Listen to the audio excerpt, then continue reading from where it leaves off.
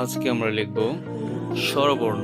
তো স্বরবর্ণ লেখার জন্য প্রথমে আমরা একটা মাত্রা দিব এবং মাত্রার একটু নিচ থেকে একটা গোল এবং গোল থেকে এইভাবে, এবার গোলের নিচ থেকে এভাবে হয়ে গেল আমাদের স্বর অ।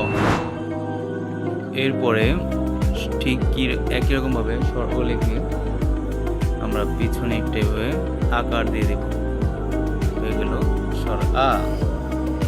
এবার রস্যই এবং উপরে একটা চৈতন্য। এবার দীর্ঘইটা ঠিক এইভাবে, উপরে চৈতন্য। এবার রস্য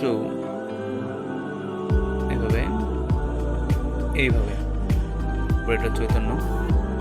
এবার দীর্ঘটা ঠিক রস্যর মতো আমরা এইভাবে লিখে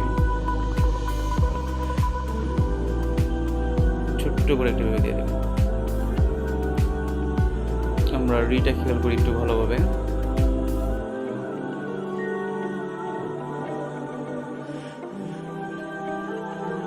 রি,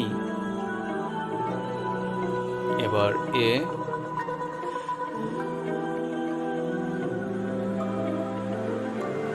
ওই,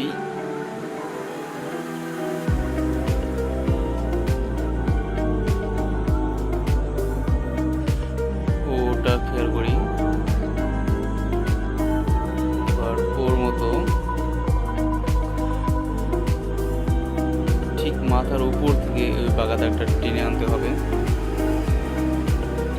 হয়ে গেল আমাদের অ।